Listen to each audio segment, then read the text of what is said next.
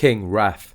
Charles agrees with royal Courtier and Senior to cut Harry and Meghan out of Roots. The relationship between King Charles III and Prince Harry has some repairing to do, but the pair seem determined to get back on track after recently exchanging kind words about each other. King Charles III must tie up loose ends with Prince Harry and Meghan Markle to avoid damaging the monarchy. In light of the Sussexes' willingness to share their truth, it's imperative he uses the early days of his reign to tie up loose ends by addressing the issues that may prove detrimental to the crown. Eager to avoid confrontation, he's a man who rarely fights back, but considering Harry and Meghan represent an unpredictable force, he'll be keen to quell any future barbs.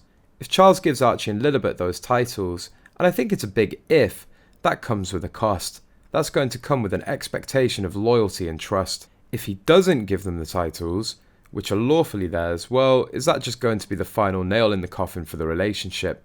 These are the really big issues that Charles is having to contend with.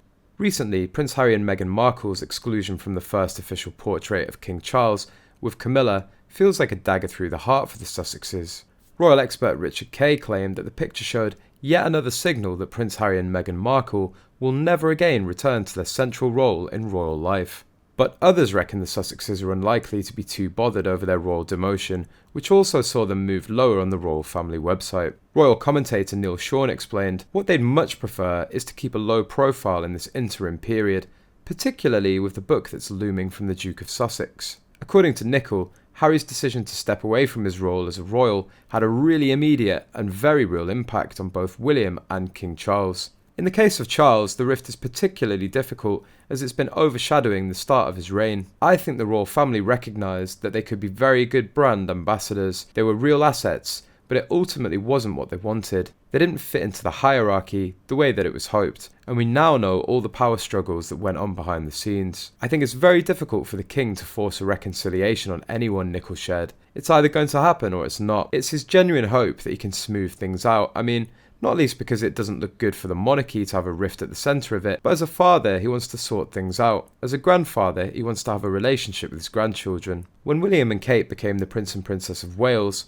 one of their first jobs was to reach out to Meghan and Harry, and Charles explicitly affirmed their relationship in his speech, no matter what has been said and done. Now Meghan and Harry have returned to California, knowing that the ball is in their court. The Sussexes are well known for their joint ventures, not their solo ones. They've got their new PR strategy, which is divide and conquer. They believe they can accomplish more if they're not working together. However, it seems this has flown out the window. When Meghan announced her podcast series Archetypes, it was her solo project, and had nothing to do with Harry. Being the spare heir to his brother William, Harry follows the curse of being the spare. Prince Andrew hates being lower on the pecking order than Prince Charles. Princess Margaret was more or less the same with the Queen.